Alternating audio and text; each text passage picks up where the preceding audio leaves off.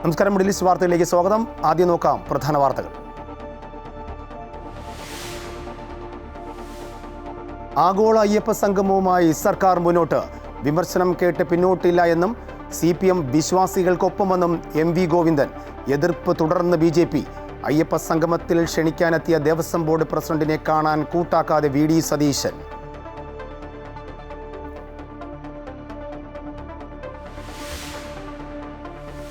KTU digital സർവകലാശാലകളിലെ VC നിയമനങ്ങളിൽ supreme കോടതിയിൽ ഗവർണറുടെ ഹർജി. നിയമന പ്രക്രിയയിൽ നിന്ന് മുഖ്യമന്ത്രിയെ മാറ്റണമെന്നും സെർച്ച് കമ്മിറ്റിയിൽ UGC പ്രതിനിധി വേണമെന്നും ആവശ്യം. ഹർജി ഖേദകരമെന്ന് മന്ത്രി R ബിന്ദു. ഉന്നത വിദ്യാഭ്യാസ മേഖലയെ കാവ്യവൽക്കരിക്കുവാനുള്ള ശ്രമമെന്ന് MV ഗോവിന്ദൻ.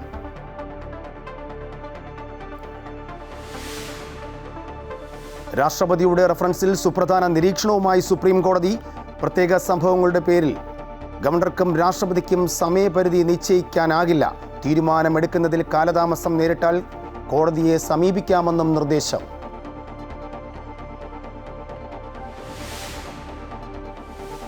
രാഹുൽ മാങ്കൂട്ടത്തിലിനെ ചൊല്ലി കോൺഗ്രസിനുള്ളിൽ കടുത്ത ഭിന്നത. നിയമസഭാ സമ്മേളനത്തിൽ രാഹുലിനെ പങ്കെടുപ്പിക്കുന്നതിൽ അന്തിമ തീരുമാനമെടുക്കാനാകാതെ നേതൃത്വം. മുൻമന്ത്രി കടകംപള്ളി സുരേന്ദ്രൻ സ്ത്രീകളെ അധിക്ഷേപിച്ചെന്ന പരാതിയിൽ കേസ് എടുത്തേക്കില്ല. സ്ത്രീകൾ പരാതി നൽകിയിട്ടില്ല എന്ന് പോലീസ്. സുഡാനിൽ മണ്ണിടിച്ചിലിൽ 1000-ലധികം പേർ കൊല്ലപ്പെട്ടു. ദാർഫൂറിലെ താരാസീൻ ഗ്രാമം പൂർണ്ണമായി ഒലിച്ചുപോയി. മണ്ണിടിഞ്ഞ മാരാ മലനിരകളിൽ രക്ഷാപ്രവർത്തനം അതീവ ദുഷ്കരം. അന്താരാഷ്ട്ര സഹായം തേടി പ്രാദേശിക ഭരണകൂടം. അഫ്ഗാനിസ്ഥാനിൽ ഭൂകമ്പത്തിൽ മരണം 1000 കവിഞ്ഞു.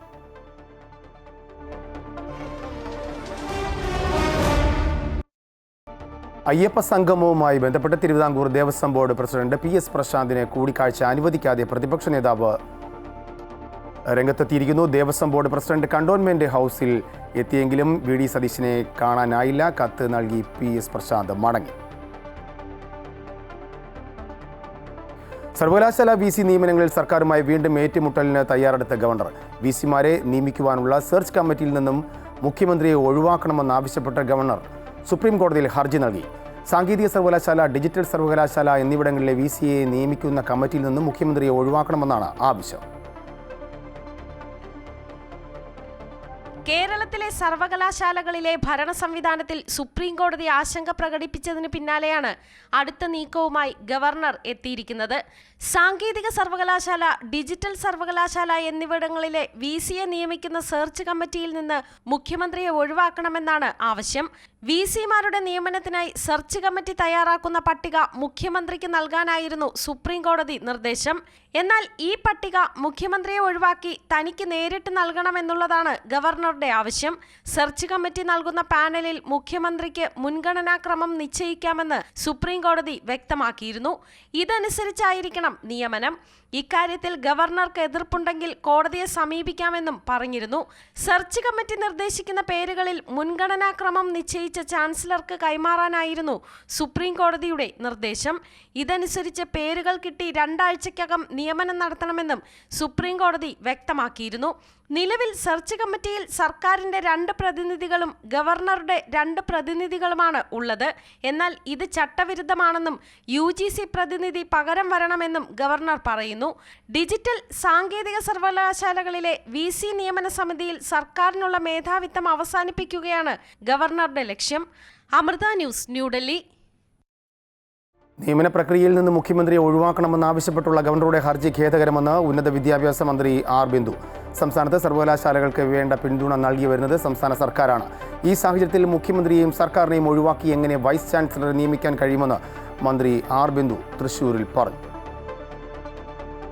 സംസ്ഥാന സർക്കാരിന് ആ സർവകലാശാലയിൽ ഉൾപ്പെടെ യാതൊരുവിധ അധികാരവുമില്ല എന്നൊക്കെ പറയുന്നത് വളരെ വലിയ മൂഢത്വമാണ് എന്നാണ് പറയാനുള്ളത്. തീർച്ചയായും ഇതുവരെ സംസ്ഥാനത്ത് നിലനിന്നു പോന്നിരുന്ന ഒരു ജനാധിപത്യ മര്യാദകളെയൊക്കെ ലംഘിക്കുന്ന രീതികളാണ് സമീപകാലത്ത് ബഹുമാനപ്പെട്ട ചാൻസലർമാരുടെ ഭാഗത്തുനിന്ന് കണ്ടുവരുന്നത്. അത് വളരെ കഷ്ടമാണ്. നമ്മുടെ സർവകലാശാലകളുടെ അക്കാദമിക് ഗുണനിലവാരം വർദ്ധിപ്പിക്കുന്ന കാര്യത്തിൽ കൈകോർത്ത് പിടിച്ച് മുന്നോട്ട് പോകുന്നതിന് പകരം കാലുഷ്യങ്ങൾ സൃഷ്ടിക്കുന്ന നടപടികളിൽ നിന്ന് ഏവരും പിന്തിരിയേണ്ടതാണ് എന്നാണ് പറയാനുള്ളത്. ഇപ്പോൾ ഏറ്റവും ഒടുവിൽ വന്ന സുപ്രീം കോടതി വിധി ഇന്നത്തെ സാഹചര്യത്തിൽ വളരെ ബാലൻസ്ഡായ ഒന്നായിരുന്നു. ഡിജിറ്റൽ സർവകലാശാല VC നിയമനത്തിൽ ഗവർണർക്ക് സുപ്രീം കോടതിയെ സമീപിക്കാൻ അവകാശമുണ്ടെന്ന് MV ഗോവിന്ദൻ. ഉന്നത വിദ്യാഭ്യാസ മേഖലയെ കാവ്യവൽക്കരിക്കുവാനുള്ള ശ്രമമാണ് നടക്കുന്നത്. കോടതി നിലപാട് അംഗീകരിക്കാതെ മുന്നോട്ട് പോകുകയാണ് ഗവർണറെന്നും അദ്ദേഹം പറഞ്ഞു. ഗവർണർക്ക് അതിൻ്റെ അവകാശമുണ്ടല്ലോ, സമീപിക്കട്ടെ. അപ്പോൾ സുപ്രീം കോടതി തീരുമാനിക്കുമല്ലോ. കോടതി ഒരു രമ്യമായ പരിഹാരത്തിന് ഒരു ഫോർമുല മുന്നോട്ട് വെച്ചപ്പോൾ അത് അംഗീകരിക്കാതെ അദ്ദേഹം വർഗീയ നിലപാടുകൾ സ്വീകരിച്ചുകൊണ്ടാണല്ലോ ഗവർണർ ഉൾപ്പെടെ ഉപയോഗിച്ചുകൊണ്ടിരിക്കുന്നത്. കേരളത്തിലെ ഉന്നത വിദ്യാഭ്യാസം ഉൾപ്പെടെയുള്ള മേഖലയെ കാവ്യവൽക്കരിക്കാനുള്ള ബോധപൂർവ്വ പ്രവർത്തനത്തിൻ്റെ ഭാഗമാണ് അതെല്ലാമെന്നും ഞങ്ങൾ നേരത്തെ പറഞ്ഞിട്ടുള്ളതാണ്. ആ പറഞ്ഞ കാര്യത്തിൻ്റെ ഭാഗമായിട്ട് കോടതിയിലേക്ക് പോയി. കോടതി കൃത്യമായൊരു നിലപാട് ഞങ്ങൾ ആഗ്രഹിച്ച പോലെ അല്ലെങ്കിലും ഒരു നിലപാട് സ്വീകരിച്ചു. ആ നിലപാട് ഇവർക്ക് അംഗീകരിക്കാൻ സാധിക്കാതെ ഒന്നായിട്ട് വന്നു. അപ്പോഴാണ് അതിൻ്റെ അപ്പീലും കാര്യങ്ങളായിട്ട് പോകുന്നത്. അത് സ്വാഭാവികമുള്ള കാര്യമാണ്. കോടതി തന്നെ തീരുമാനിക്കട്ടെ. നമുക്ക് കേരള സർവകലാശാലയിൽ സമവായം രജിസ്ട്രാർ ഇൻചാർജ് മിനി കാപ്പനെ മാറ്റി സിൻഡിക്കേറ്റ് യോഗം. പകരം ചുമതല Karyavattom campus joint registrar R രശ്മിക്ക് നൽകി. മിനി കാപ്പനെ മാറ്റണമെന്ന ഇടത് സിൻഡിക്കേറ്റ് അംഗങ്ങളുടെ ആവശ്യം VC അംഗീകരിക്കുകയായിരുന്നു. കേരള സർവകലാശാലയിൽ സമവായവുമായി വൈസ് ചാൻസലർ. രജിസ്ട്രാറുടെ താൽക്കാലിക ചുമതല നൽകിയിരുന്ന മിനി കാപ്പനെ തൽസ്ഥാനത്ത് നിന്ന് മാറ്റി. ഇന്ന് ചേർന്ന സിൻഡിക്കേറ്റ് യോഗത്തിൽ ഇടത് സിൻഡിക്കേറ്റ് അംഗങ്ങളുടെ തീരുമാനം വൈസ് ചാൻസലർ മോഹനൻ കുന്നുമേൽ അംഗീകരിക്കുകയായിരുന്നു. പകരം ചുമതല കാര്യവട്ടം ക്യാമ്പസിലെ ജോയിന്റ് രജിസ്ട്രാർ R രശ്മിക്ക് നൽകി. 2 മാസത്തിനു ശേഷമാണ് സിൻഡിക്കേറ്റ് യോഗം ചേരുന്നത്. യോഗം ചേരുന്നതിനായി അംഗങ്ങൾക്ക് കത്ത് നൽകിയത് തന്നെ നിയമവിരുദ്ധമാണ് എന്ന് ഇടത് സിൻഡിക്കേറ്റ് അംഗങ്ങൾ നേരത്തെ തന്നെ ചൂണ്ടിക്കാട്ടിയിരുന്നു. ഇതിന് പിന്നാലെ സിൻഡിക്കേറ്റ് യോഗത്തിൽ മിനി കാപ്പന്റെ നിയമനത്തിനെതിരെ ഇടത് അംഗങ്ങൾ പ്രതിഷേധിച്ചു. രജിസ്ട്രാർ KS അനിൽകുമാറിനെ സസ്പെൻഡ് ചെയ്ത മുൻ തീരുമാനം യോഗത്തിൽ മിനി കാപ്പൻ അംഗങ്ങളെ അറിയിച്ചു. ഹൈക്കോടതിയിലുള്ള വിഷയമായതിനാൽ യോഗത്തിൽ ചർച്ച ചെയ്യാനാകില്ലെന്ന് VC അറിയിച്ചു. ഇടത് സിൻഡിക്കേറ്റ് അംഗങ്ങളുടെ തീരുമാനം VC അംഗീകരിച്ചതോടെ യോഗം മറ്റ് അജണ്ടകളിലേക്ക് കടന്നു. 100 കോടി രൂപയുടെ PM ഉഷ ഫണ്ട് പദ്ധതി, PhD അംഗീകാരം, വിദ്യാർത്ഥികളുടെ വിവിധ ഗവേഷക ഫെലോഷിപ്പുകൾ തുടങ്ങിയവയാണ് അജണ്ടയിലുള്ള വിഷയങ്ങൾ. അമൃത ന്യൂസ്, തിരുവനന്തപുരം. ബില്ലുകളിൽ തീരുമാനമെടുക്കുന്നതിൽ ഗവർണർക്കും രാഷ്ട്രപതിക്കും സമയപരിധി നിശ്ചയിക്കാനാകില്ല എന്ന് സുപ്രീം കോടതിയുടെ വാക്കാൽ പരാമർശം. കാലതാമസം നേരിടുന്ന കേസുകളിൽ കോടതിയെ സമീപിക്കാമെന്ന് ചീഫ് ജസ്റ്റിസ് അധ്യക്ഷനായ ഭരണഘടനാ ബെഞ്ച് പറഞ്ഞു. സാഹചര്യങ്ങൾക്കനുസരിച്ച് പുറപ്പെടുവിക്കുന്ന വിധികൾ, നിർദ്ദേശങ്ങൾ എന്നിവ എല്ലാ കേസിലും ബാധകം ആകണമെന്നില്ല എന്ന് ചീഫ് ജസ്റ്റിസ് BR ഗവായ് പറഞ്ഞു. നിയമസഭ പാസാക്കുന്ന ബില്ലുകളിൽ തീരുമാനമെടുക്കുന്നതിൽ ഗവർണർക്കും രാഷ്ട്രപതിക്കും സമയപരിധി നിശ്ചയിച്ച വിധി ചോദ്യം ചെയ്ത് രാഷ്ട്രപതി നൽകിയ റഫറൻസിന്റെ വാദം 6ാം ദിവസമാണ് പൂർത്തിയായത്. തമിഴ്നാടിനു വേണ്ടി ഹാജരായ മുതിർന്ന അഭിഭാഷകൻ മനു അഭിഷേക് സിംഗ്വിയുടെ വാദത്തിനിടെയാണ് സമയപരിധി നിശ്ചയിക്കാനാവില്ലെന്ന് സുപ്രീം കോടതിയുടെ വാക്കാൽ പരാമർശം ഉണ്ടായത്. ബില്ലുകളിൽ തീരുമാനമെടുക്കാൻ പൊതുസമയപരിധി പ്രായോഗികമല്ലെന്ന് 5-അംഗ ബെഞ്ച് പറഞ്ഞു. സാഹചര്യങ്ങൾക്കനുസരിച്ച് പുറപ്പെടുവിക്കുന്ന വിധികൾ, നിർദ്ദേശങ്ങൾ എന്നിവ എല്ലാ കേസിലും ബാധകമാകണമെന്നില്ലെന്ന് ചീഫ് ജസ്റ്റിസ് BR ഗവായി വ്യക്തമാക്കി. ഭരണഘടനയുടെ അനുച്ഛേദം 200, 201 എന്നിവ നൽകുന്ന അധികാരങ്ങൾക്ക് സമയപരിധി വയ്ക്കാൻ പറ്റില്ലെന്ന് കോടതി പറഞ്ഞു. കാലതാമസം നേരിടുന്ന കേസുകളിൽ കോടതിയെ സമീപിക്കാമെന്ന് ഭരണഘടനാ ബെഞ്ച് വ്യക്തമാക്കി. എന്നാൽ എല്ലായ്പ്പോഴും കോടതിയെ സമീപിക്കുന്നത് നഷ്ടമുണ്ടാക്കുമെന്ന് തമിഴ്നാട് സർക്കാർ ചൂണ്ടിക്കാട്ടി. ഏപ്രിൽ മാസത്തിലാണ് നിയമസഭ പാസാക്കുന്ന ബില്ലുകളിൽ തീരുമാനമെടുക്കുന്നതിൽ ഗവർണർക്കും രാഷ്ട്രപതിക്കും സമയപരിധി നിശ്ചയിച്ച justice JB Pardiwala, R Mahadevan എന്നിവർ അടങ്ങിയ ബെഞ്ച് ഉത്തരവിറക്കിയത്. ഇതിൽ വ്യക്തത തേടിയാണ് രാഷ്ട്രപതി റഫറൻസ് നൽകിയത്. അമൃത ന്യൂസ്, ന്യൂഡൽഹി. ബീഹാറിൽ പ്രതിപക്ഷ റാലിക്കിടെ തന്റെ അമ്മയെ അപമാനിച്ച സംഭവത്തിൽ വൈകാരികമായി പ്രതികരിച്ച പ്രധാനമന്ത്രി നരേന്ദ്രമോദി. രാഷ്ട്രീയവുമായി ഒരു ബന്ധവുമില്ലാത്ത തന്റെ അമ്മയെ കോൺഗ്രസും RJDയും അപമാനിച്ചുവെന്ന് പ്രധാനമന്ത്രി പറഞ്ഞു. തന്റെ അമ്മയെ അപമാനിക്കുക വഴി ബീഹാറിലെ അമ്മമാരെ ആകെ അപമാനിച്ച പ്രതിപക്ഷ പാർട്ടികൾക്ക് മറുപടി നൽകണമെന്നും പ്രധാനമന്ത്രി പറഞ്ഞു. കഴിഞ്ഞ ദിവസമാണ് പ്രതിപക്ഷ റാലിക്കിടെ പ്രവർത്തകർ പ്രധാനമന്ത്രിയെയും അമ്മയെയും അപമാനിക്കുന്ന ദൃശ്യങ്ങൾ പുറത്തുവന്നത്. ഇത് പിന്നീട് BJP ഏറ്റെടുക്കുകയും വലിയ വിമർശനങ്ങൾ ഉയർത്തുകയും ചെയ്തു. ഇതിന് പിന്നാലെയാണ് വൈകാരികമായി വിഷയത്തിൽ പ്രതികരിച്ച് പ്രധാനമന്ത്രി തന്നെ രംഗത്തെത്തിയത്. രാഷ്ട്രീയവുമായി ഒരു ബന്ധവുമില്ലാത്ത തന്റെ അമ്മയെ കോൺഗ്രസിന്റെയും RJDയുടെയും വേദിയിൽ അപമാനിച്ചുവെന്ന് പ്രധാനമന്ത്രി പറഞ്ഞു. ഇത് തന്റെ അമ്മയെ മാത്രമല്ല, ബീഹാറിലെ മുഴുവൻ അമ്മമാരെയും അപമാനിക്കുന്നതിന് തുല്യമാണ്. അതിന് ശരിയായ അർത്ഥത്തിൽ മറുപടി നൽകാൻ ബീഹാറിലെ ജനങ്ങൾ തയ്യാറാകണമെന്നും പ്രധാനമന്ത്രി അഭ്യർത്ഥിച്ചു. ബീഹാറിലെ ഗ്രാമീണ സ്ത്രീകൾക്ക് സ്വയം പര്യാപ്തത ഉറപ്പാക്കുന്ന പദ്ധതിയുടെ ഉദ്ഘാടനത്തിനിടെയായിരുന്നു പ്രധാനമന്ത്രിയുടെ പ്രതികരണം. मेरी उस मां को RJD कांग्रेस के मंच से भद्दी भद्दी गालियां दी गई.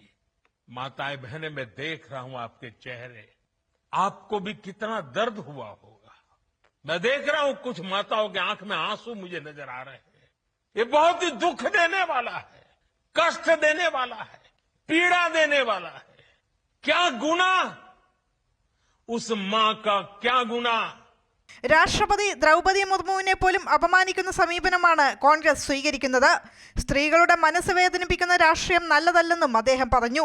വായിൽ സ്വർണ്ണക്കരണ്ടിയുമായി ജനിച്ചു വീണ യുവരാജാക്കന്മാർക്ക് സാധാരണ അമ്മമാരുടെ കഷ്ടപ്പാട് അറിയില്ലെന്ന് രാഹുലിനെയും തേജസ്വിയെയും ഉദ്ദേശിച്ച് മോഡി പറഞ്ഞു. कांग्रेस आरजेडी के मन से गाली, भद्दी गाली केवल मेरी मां को नहीं दी गई है, ये भद्दी भद्दी गाली करोड़ों माताओं बहनों को दी गई है. അതേസമയം പുതിയ പദ്ധതി നടപ്പാക്കുന്നതിലൂടെ ബീഹാറിലെ വനിതകളുടെ അന്തസ് ഉയരുമെന്ന് പറഞ്ഞ മോദി കൊള്ളപ്പലിശ ഈടാക്കുന്ന ധനകാര്യ സ്ഥാപനങ്ങളിൽ നിന്ന് അവർക്ക് സംരക്ഷണം ഒരുക്കുകയാണ് ചെയ്യുന്നതെന്നും പറഞ്ഞു. അമൃത ന്യൂസ്, ന്യൂഡൽഹി. പ്രധാനമന്ത്രി നരേന്ദ്രമോദി മണിപ്പൂർ സന്ദർശിച്ചേക്കുമെന്ന് റിപ്പോർട്ട്. ഈ മാസം 13-ന് പ്രധാനമന്ത്രി മണിപ്പൂരിൽ എത്തുമെന്നാണ് വിവരം. മിസോറാം സന്ദർശനത്തിനൊപ്പമാണ് പ്രധാനമന്ത്രി മണിപ്പൂരിലേക്ക് എത്തുക. സംഘർഷമുണ്ടായതിനു ശേഷം ആദ്യമായാണ് മോദി മണിപ്പൂരിലേക്ക് എത്തുന്നത്. 51 കിലോമീറ്റർ നീളുന്ന ബൈറാബി സായിരംഗ് റെയിൽവേ പദ്ധതിയുടെ ഉദ്ഘാടനത്തിനായാണ് പ്രധാനമന്ത്രി മിസോറാമിലെത്തുന്നത്. അതിന്റെ ഭാഗമായി അദ്ദേഹം മണിപ്പൂർ കൂടി സന്ദർശിക്കും. ഈ മാസം 13-ന് പ്രധാനമന്ത്രി മണിപ്പൂരിൽ എത്തുമെന്നാണ് റിപ്പോർട്ട്. സന്ദർശനത്തിന്റെ ഭാഗമായി സുരക്ഷാ ക്രമീകരണങ്ങൾ ഒരുക്കി തുടങ്ങിയിട്ടുണ്ട്. മിസോറാമിൽ ചീഫ് സെക്രട്ടറിയുടെ നേതൃത്വത്തിൽ യോഗം ചേർന്ന് നിലവിലുള്ള സാഹചര്യങ്ങൾ വിലയിരുത്തി. 2023 മെയ് മാസത്തിൽ സംഘർഷം തുടങ്ങിയ മണിപ്പൂരിൽ ആദ്യമായാണ് പ്രധാനമന്ത്രി സന്ദർശനം നടത്തുന്നത്. കുക്കി മെയ്തൈ സംഘർഷം അതീവ ഗുരുതരമായപ്പോഴും പ്രധാനമന്ത്രി സംസ്ഥാനത്തേക്ക് എത്തിയില്ല. ഇത് വലിയ വിമർശനങ്ങൾക്ക് ഇടയാക്കിയിരുന്നു. സംഘർഷത്തിലും തുടർന്നുണ്ടായ പോലീസ് നടപടിയിലും നിരവധി പേർക്കാണ് ജീവൻ നഷ്ടമായത്. രാജ്യവ്യാപക പ്രതിഷേധം പ്രതിപക്ഷമുയർത്തി. പാർലമെന്റിൽ ഉൾപ്പെടെ പ്രധാനമന്ത്രി മൗനം പാലിച്ചത് വലിയ ചർച്ചയായിരുന്നു. സംഘർഷം അതിരുകടന്നതോടെ കഴിഞ്ഞ ഫെബ്രുവരി 13-ന് മണിപ്പൂരിൽ രാഷ്ട്രപതി ഭരണം ഏർപ്പെടുത്തി. കേന്ദ്ര നിർദ്ദേശപ്രകാരം മുഖ്യമന്ത്രി രാജിവെക്കുകയും ചെയ്തു. തുടർന്ന് 6 മാസക്കാലമായി രാഷ്ട്രപതി ഭരണത്തിന് കീഴിലാണ് മണിപ്പൂർ. അതുകൊണ്ട് തന്നെ പ്രധാനമന്ത്രിയുടെ സന്ദർശനത്തിന് വലിയ പ്രാധാന്യമുണ്ട്. സാഹചര്യങ്ങൾ അനുകൂലമാണെങ്കിൽ രാഷ്ട്രപതി ഭരണം പിൻവലിക്കുന്നതുൾപ്പെടെയുള്ള കാര്യങ്ങൾ കേന്ദ്ര സർക്കാർ പരിഗണിച്ചേക്കും. അതിൽ നിർണായകമാവുക പ്രധാനമന്ത്രി സംസ്ഥാനത്ത് എത്തുന്നത് തന്നെയാണ്. നിലവിലുണ്ടായിരുന്ന സർക്കാരിന് 2027 വരെയാണ് കാലാവധി ഉള്ളത്. അതുകൊണ്ട് തന്നെ സർക്കാർ രൂപീകരണത്തിന് മറ്റു തടസ്സങ്ങൾ ഉണ്ടാകില്ല എന്നാണ് സൂചന. Amrita news, New Delhi. American president Donald ട്രംപിനെതിരെ പരോക്ഷ വിമർശനവുമായി പ്രധാനമന്ത്രി നരേന്ദ്രമോദി. ചിലരുടെ സാമ്പത്തിക സ്വാർത്ഥത രാജ്യത്തിന് വെല്ലുവിളിയാണെന്നും എന്നാൽ രാജ്യം അതിനെ അതിജീവിക്കുമെന്നും പ്രധാനമന്ത്രി പറഞ്ഞു. അടുത്തുതന്നെ ഇന്ത്യ 3ാമത്തെ സാമ്പത്തിക ശക്തിയാകുമെന്നും പ്രധാനമന്ത്രി വ്യക്തമാക്കി. സെമികോൺ ഇന്ത്യ 2025 സമ്മേളനം ഉദ്ഘാടനം ചെയ്ത് സംസാരിക്കുകയായിരുന്നു പ്രധാനമന്ത്രി. മേഖലയിലുണ്ടായ വൻ മണ്ണിടിച്ചിലിൽ 1000-ലധികം പേർ മരിച്ചു. ഒട്ടേറെ പേർക്ക് പരിക്കേറ്റു. മണ്ണിടിച്ചിലിൽ ഒരു ഗ്രാമം പൂർണ്ണമായും ഇല്ലാതായി. മാറ പർവ്വത പ്രദേശത്ത് കഴിഞ്ഞ ദിവസമാണ് മണ്ണിടിച്ചിലുണ്ടായത്. എന്നാൽ ഇവിടെ കൈയടക്കിയ വിമത സംഘം സുഡാൻ ലിബറേഷൻ മൂവ്മെൻറ്റ് ഇന്നാണ് വിവരം പുറത്തുവിട്ടത്. സുഡാനിലെ ആഭ്യന്തര യുദ്ധത്തെ തുടർന്ന് മാറ പർവ്വത പ്രദേശത്തേക്ക് പലായനം ചെയ്തവരാണ് മരിച്ചവരിൽ ഭൂരിഭാഗവും. കിഴക്കൻ അഫ്ഗാനിസ്ഥാനിലെ ഭൂകമ്പത്തിൽ മരണസംഖ്യ ഉയരുന്നു. 1000-ലധികം പേർ മരിച്ചതായാണ് റിപ്പോർട്ട്. 2800 പേർക്ക് പരിക്കേറ്റു. അവശിഷ്ടങ്ങൾക്കിടയിൽ നിരവധി പേർ കുടുങ്ങിക്കിടക്കുന്നുവെന്നാണ് ഇപ്പോൾ ലഭിക്കുന്ന വിവരം. രക്ഷാപ്രവർത്തനങ്ങൾ തുടരുകയാണ്. ഇന്ത്യ, ഇറാൻ, ബ്രിട്ടൻ, ചൈന അടക്കമുള്ള രാജ്യങ്ങൾ അഫ്ഗാനിസ്ഥാന് സഹായം പ്രഖ്യാപിച്ചു. റിക്ടർ സ്കെയിലിൽ 6.3 തീവ്രത രേഖപ്പെടുത്തിയ ഭൂകമ്പമാണ് അഫ്ഗാനിസ്ഥാനിൽ കനത്ത നാശം വിതച്ചത്. നങ്കഹാർ, നൂറിസ്ഥാൻ, ലാഗ്മാൻ, കുനാർ എന്നീ 4 പ്രവിശ്യകളെ ഭൂകമ്പം ബാധിച്ചു. കുനാർ പർവ്വത പ്രദേശങ്ങളിലെ മണ്ണിടിച്ചിലും വെള്ളപ്പൊക്കവും രക്ഷാപ്രവർത്തനങ്ങളെ തടസ്സപ്പെടുത്തി. അഫ്ഗാൻ തലസ്ഥാനമായ കാബൂളിലടക്കം ശക്തമായ തുടർചലനങ്ങളുണ്ടായി. അതിനിടെ ലോകരാജ്യങ്ങളോട് താലിബാൻ സഹായം അഭ്യർത്ഥിച്ചു. ജനസംഖ്യയുടെ പകുതിയിലധികവും അടിയന്തര സഹായം ആവശ്യമുള്ളവരാണെന്നാണ് ഐക്യരാഷ്ട്രസഭയുടെ കണക്ക്. ദുരിതബാധിതർക്ക് സാധ്യമായ എല്ലാ മാനുഷിക സഹായങ്ങളും നൽകാൻ ഇന്ത്യ തയ്യാറാണെന്ന് പ്രധാനമന്ത്രി നരേന്ദ്രമോദി അറിയിച്ചു. കാബൂളിലേക്ക് 1000 കുടുംബ ടെന്റുകളും കുനാറിലേക്ക് 15 ടൺ ഭക്ഷണവും ഇന്ത്യ അയച്ചു കഴിഞ്ഞു. ഇന്നു മുതൽ കൂടുതൽ സഹായം എത്തിക്കുമെന്ന് വിദേശകാര്യമന്ത്രി എസ് ജയശങ്കറും അറിയിച്ചിട്ടുണ്ട്. ദുരിതാശ്വാസ സഹായം നൽകാൻ തയ്യാറാണെന്ന് ചൈനയും അറിയിച്ചു. ലോകാരോഗ്യ സംഘടന ടീമുകളെ അഫ്ഗാനിസ്ഥാനിൽ വിന്യസിച്ചു. ബ്രിട്ടൻ അടിയന്തര ധനസഹായവും പ്രഖ്യാപിച്ചിട്ടുണ്ട്. അത്യാവശ്യമായ ആരോഗ്യ സംരക്ഷണവും സഹായങ്ങളും എത്തിക്കുന്നതിനായി 1 മില്യൺ പൗണ്ടാണ് അനുവദിച്ചത്. നിരവധി കെട്ടിടങ്ങൾ ഇപ്പോഴും മണ്ണിനടിയിലായതിനാൽ മരണസംഖ്യ ഇനിയും ഉയർന്നേക്കും. ജലാലാബാദിൽ നിന്നും 27 കിലോമീറ്റർ അകലെയാണ് ഭൂകമ്പത്തിന്റെ പ്രഭവ കേന്ദ്രം. മണ്ണിടിച്ചിലിൽ പ്രഭവ കേന്ദ്രത്തിന് സമീപമുള്ള പ്രദേശങ്ങൾ ഒറ്റപ്പെട്ടു പോയതിനാൽ നാശനഷ്ടങ്ങൾ വിലയിരുത്താൻ ഇനിയും സമയമെടുക്കും. ഭൂചലനത്തിൽ തകർന്ന പ്രദേശങ്ങളിൽ 90% പർവ്വതമേഖലകളായത് രക്ഷാപ്രവർത്തനത്തിന് വെല്ലുവിളിയാണ്. ആളുകളെ പുറത്തെത്തിക്കാൻ ഹെലികോപ്റ്ററുകളാണ് നിലവിൽ ഉപയോഗിക്കുന്നത്. News desk Amrita TV. മുതിർന്ന നയതന്ത്ര ഉദ്യോഗസ്ഥൻ ദീപക് മിത്തലിനെ UAE-ലെ പുതിയ ഇന്ത്യൻ സ്ഥാനപതിയായി നിയമിച്ചു. 1998 ബാച്ച് IFS ഉദ്യോഗസ്ഥനാണ്. ഉടനെ അദ്ദേഹം ചുമതല ഏറ്റെടുക്കുമെന്ന് കേന്ദ്ര വിദേശകാര്യ മന്ത്രാലയം വാർത്താക്കുറിപ്പിൽ അറിയിച്ചു. സൗദിയിൽ സർക്കാർ മേഖലയിൽ 1,40,267 വിദേശികൾ ജോലി ചെയ്യുന്നതായി കണക്ക് പുറത്തുവന്നു. 2025 രണ്ടാം പകുതിയിലെ സ്ഥിതി വിവര കണക്കുകൾ പ്രകാരം സർക്കാർ സർവീസിലാകെ 14,02,671 ജീവനക്കാരാണ് ജോലി ചെയ്യുന്നത്. 12,62,404 പേർ സ്വദേശികളാണ്. ആകെ ജീവനക്കാരിൽ 60.3% പുരുഷന്മാരും 39.7% വനിതകളുമാണ്. ഏറ്റവും പുതിയ കണക്ക് പ്രകാരം സർക്കാർ സർവീസിൽ 5,56,934 സൗദി വനിതാ ജീവനക്കാർ ഉള്ളതായി മാനവശേഷി സാമൂഹിക വികസന റിപ്പോർട്ട് വ്യക്തമാക്കുന്നു. രാജ്യത്ത് ഏറ്റവും കൂടുതൽ പ്രവാസികൾ ജോലി ചെയ്യുന്നത് മക്ക പ്രവിശ്യയിലാണ്. ഇവിടെ സർക്കാർ സർവീസ് ജീവനക്കാരിൽ 12% വിദേശികളാണ്. കുവൈറ്റിൽ ജൂൺ മുതൽ പ്രാബല്യത്തിൽ വന്ന തുറസായ സ്ഥലത്തുള്ള ഉച്ചജോലി നിരോധനം ഔദ്യോഗികമായി അവസാനിച്ചു. കടുത്ത വേനൽക്കാല ചൂടിൽ നിന്നും തൊഴിലാളികളെ സംരക്ഷിക്കുന്നതിനും സുരക്ഷിതമായ ജോലി സാഹചര്യങ്ങൾ ഉറപ്പാക്കുന്നതിനുമാണ് 3 മാസത്തെ നിരോധനം നടപ്പിലാക്കിയതെന്ന് public authority for man power അറിയിച്ചു. അന്താരാഷ്ട്ര തൊഴിൽ മാനദണ്ഡങ്ങൾ പാലിച്ചുകൊണ്ടാണ് തീരുമാനമെന്ന് man power authority director Al Odebi പറഞ്ഞു. നിയമങ്ങൾ പാലിച്ച തൊഴിലുടമകളുടെയും ലംഘനങ്ങൾ റിപ്പോർട്ട് ചെയ്തുകൊണ്ട് നിരീക്ഷിക്കാൻ സഹായിച്ച പൊതുജനങ്ങളുടെയും സഹകരണത്തെയും അദ്ദേഹം പ്രശംസിച്ചു. ബാങ്കുകളിലെ നെറുക്കെടുപ്പുകൾക്ക് കൂടുതൽ സുതാര്യത ഉറപ്പാക്കാൻ 7 പുതിയ നിയമങ്ങൾ പുറത്തിറക്കി കുവൈറ്റ് സെൻട്രൽ ബാങ്ക്. കഴിഞ്ഞ മാർച്ചിൽ നെറുക്കെടുപ്പുകൾ താൽക്കാലികമായി നിർത്തിവെക്കാൻ ആവശ്യപ്പെട്ടതിന് ശേഷമാണ് ഈ പുതിയ തീരുമാനം. ചില സമ്മാനങ്ങൾ ബാങ്കിംഗ് സർവീസുമായി ബന്ധപ്പെട്ട് ഉപഭോക്താക്കൾക്ക് നൽകുന്നതിനാൽ നടപടിക്രമങ്ങളുടെ കൃത്യതയും സുതാര്യതയും വർദ്ധിപ്പിക്കുക എന്നതാണ് ഈ നിയമങ്ങളുടെ പ്രധാന ലക്ഷ്യം. പുതിയ നറുക്കെടുപ്പുകൾ ആരംഭിക്കുന്നതിന് ബാങ്കുകൾ വാണിജ്യ വ്യവസായ മന്ത്രാലയത്തിൽ നിന്ന് അനുമതി നേടണമെന്ന് സർക്കുലറിൽ പറയുന്നു. ചരക്കുകളുടെയും സേവനങ്ങളുടെയും പരസ്യം, പ്രചാരണം എന്നിവ നിയന്ത്രിക്കുന്ന നിയമം അനുസരിച്ചാണ് ഈ നടപടി. മാർച്ചിൽ നറുക്കെടുപ്പുകൾ നിർത്തിവെക്കാൻ ആവശ്യപ്പെട്ടതിന് ശേഷം ബാങ്കുകൾ സമർപ്പിച്ച റിപ്പോർട്ടുകൾ പരിശോധിച്ച ശേഷമാണ് സെൻട്രൽ ബാങ്ക് ഈ പുതിയ നിയമങ്ങൾ പുറത്തിറക്കിയത്. കുവൈറ്റിലെ പൗരന്മാർക്കും പ്രവാസികൾക്കും ഇപ്പോൾ മൈ ഐഡൻറ്റിറ്റി ഡിജിറ്റൽ ഐഡൻറ്റിറ്റി ആപ്ലിക്കേഷൻ്റെ വാലറ്റിലേക്ക് അവരുടെ കുട്ടികളുടെ സിവിൽ ID കാർഡുകൾ ചേർക്കാമെന്ന് public authority for civil information അറിയിച്ചു. ഔദ്യോഗിക ഇടപാടുകൾ എളുപ്പമാക്കുക, ഫിസിക്കൽ കാർഡുകൾ കൊണ്ടുപോകേണ്ടതിൻ്റെ ആവശ്യകത കുറയ്ക്കുക, സർക്കാരിൻ്റെ ഡിജിറ്റൽ പരിവർത്തന ശ്രമങ്ങളെ പിന്തുണയ്ക്കുക എന്നിവയാണ് ഈ സേവനം ലക്ഷ്യമിടുന്നത്. ആവശ്യമുള്ളപ്പോൾ മാതാപിതാക്കൾക്ക് അവരുടെ കുട്ടികളുടെ ഇലക്ട്രോണിക് സിവിൽ കാർഡുകൾ അവരുടെ സ്മാർട്ട് ഫോണുകളിൽ നിന്ന് നേരിട്ട് കാണിക്കാൻ കഴിയും. ഇലക്ട്രോണിക് ഒപ്പുകൾ, സുരക്ഷിതമായ ഐഡൻറ്റിറ്റി പരിശോധന, ആധികാരിക ഇടപാടുകൾ എന്നിവ ഉൾപ്പെടെയുള്ള അതിൻ്റെ ഡിജിറ്റൽ സവിശേഷതകളിൽ നിന്ന് പ്രയോജനം നേടുന്നതിന് മൈ ഐഡൻറ്റിറ്റി ആപ്പ് ഏറ്റവും പുതിയ പതിപ്പിലേക്ക് അപ്ഡേറ്റ് ചെയ്യാൻ എല്ലാ ഉപഭോക്താക്കളോടും പബ്ലിക് അതോറിറ്റി സിവിൽ ഇൻഫർമേഷൻ അഭ്യർത്ഥിച്ചു. പ്രവാസി പുനരധിവാസത്തിൻ്റെ പേരിൽ പ്രവാസികളുടെ പണം തട്ടിയെടുത്തുവെന്ന് പരാതി. 100-ലേറെ പ്രവാസികളിൽ നിന്നായി 3 കോടിയിലേറെ രൂപ പിരിച്ചെടുത്ത് തട്ടിപ്പ് നടത്തിയെന്ന് കാട്ടി സംസ്ഥാന റൈസ്ലിംഗ് അസോസിയേഷൻ ഭാരവാഹി കൂടിയായ നിസാമുദ്ദീനെതിരെ നിക്ഷേപകർ കണ്ണൂർ SPക്ക് പരാതി നൽകി. 2017 ഗ്ലോബൽ കേരള പ്രവാസി വെൽഫെയർ അസോസിയേഷൻ എന്ന സംഘടന രൂപീകരിച്ച് കോടികൾ പിരിച്ചെടുത്തു എന്ന് പരാതിയിൽ പറയുന്നു. പിന്നീട് സംഘടന തന്നെ പിരിച്ചുവിട്ടു. 40 ലക്ഷം നിക്ഷേപിച്ച് കമ്പനിയെ തുടങ്ങിയെങ്കിലും നിക്ഷേപകർക്ക് ലാഭവിഹിതവും മുതൽ മുടക്കും നൽകിയില്ല എന്നും പരാതിയിൽ പറയുന്നു. കമ്പനിയുടെ പേരിൽ ലക്ഷക്കണക്കിന് രൂപ ഇപ്പോഴും പിരിക്കുന്നുണ്ടെന്നും ഇതു സംബന്ധിച്ച ആക്ഷേപം ഉന്നയിച്ചവർ ദുബായിൽ വാർത്താസമ്മേളനത്തിൽ അറിയിച്ചു. അമൃത TVയുടെ 20ാം പിറന്നാൾ ആഘോഷങ്ങളുടെ ഭാഗമായി UAE-യിൽ നിന്നും പ്രേക്ഷകർക്കൊപ്പം നടത്തുന്ന വിദേശ യാത്രയ്ക്ക് അവസരം ലഭിച്ച 3ാം ഘട്ട വിജയികളെ പ്രഖ്യാപിച്ചു. ലെറ്റ്സ് ട്രാവൽ എന്ന് പേരിട്ടിരിക്കുന്ന യാത്രയുടെ ഫ്രാഗ്രൻസ് പാർട്ണറായ റിയൽ മാൻ പെർഫ്യൂംസിൻ്റെ ദുബായിലെ ഓഫീസിൽ നടന്ന ചടങ്ങിലാണ് വിജയികളെ സ്വീകരിച്ചത്. അമൃത ടിവിയുടെ 20ാം പിറന്നാൾ ആഘോഷങ്ങളുടെ ഭാഗമായി UAE-യിലെ പ്രേക്ഷകർക്കൊപ്പം നടത്തുന്ന വിദേശയാത്ര അമൃത TV ലെറ്റ്സ് ട്രാവൽ തായ്ലൻഡിലെ ഫുക്കറ്റിലേക്കാണ്. യാത്രയുടെ ഫ്രാഗ്രൻസ് പാർട്ണറായ റിയൽമാൻ പെർഫ്യൂംസിന്റെ ദുബായിലെ ഓഫീസിൽ നടന്ന ചടങ്ങിലാണ് ലെറ്റ്സ് ട്രാവലിൽ പങ്കുചേരാൻ അവസരം ലഭിച്ചവരെ സ്വീകരിച്ചത്.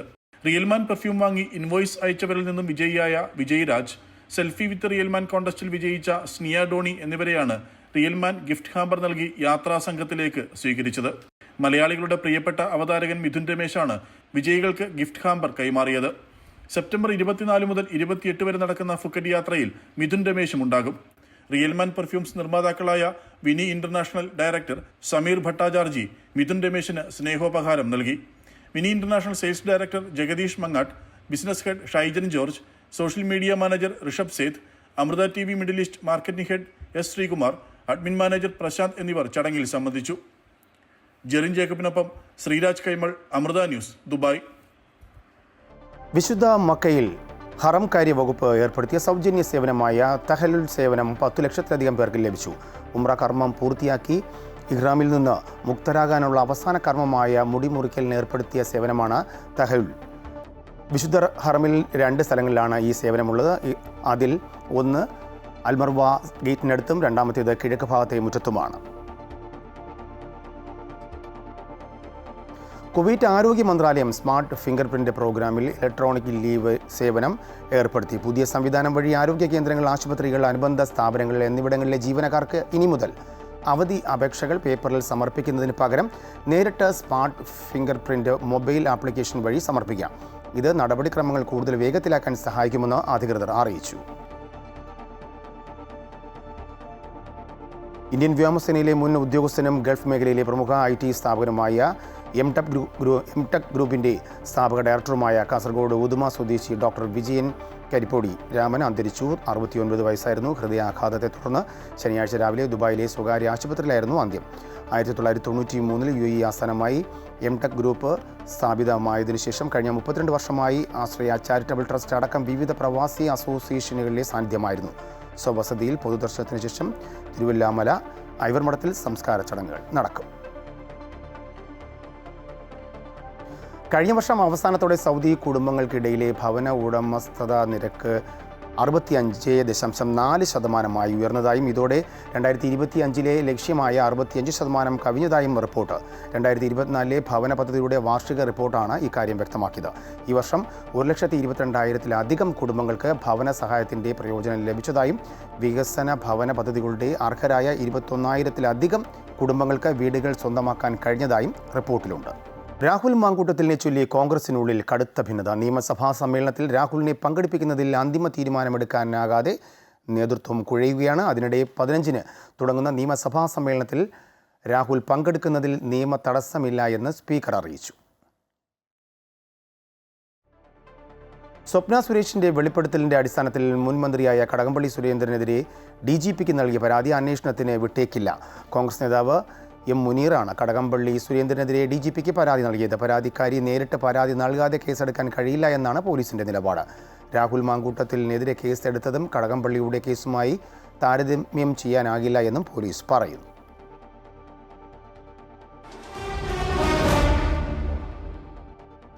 ഇനി കായിക വാർത്തകൾ നോക്കാം. ഓസ്ട്രേലിയൻ പേസർ മിച്ചൽ സ്റ്റാർക്ക് അന്താരാഷ്ട്ര 2020-ൽ നിന്നും വിരമിച്ചു. ടെസ്റ്റിലും ഏകദിനത്തിലും ശ്രദ്ധിക്കാനാണ് 2020-ൽ നിന്നും വിരമിക്കാൻ തീരുമാനിച്ചതെന്ന് സ്റ്റാർക്ക് പറയുന്നു. 65 2020-ൽ നിന്നായി 79 വിക്കറ്റുകൾ താരം നേടിയിട്ടുണ്ട്. 2021-ൽ ലോകകപ്പ് നേടിയ ഓസീസ് ടീമിൽ അംഗമായിരുന്നു. ഇതോടുകൂടി വാർത്താ ബുള്ളറ്റിൻ പൂർണ്ണമാകുന്നു. കൂടുതൽ വാർത്തയ്ക്കായി അമൃത ന്യൂസ് യൂട്യൂബ് കാണുക.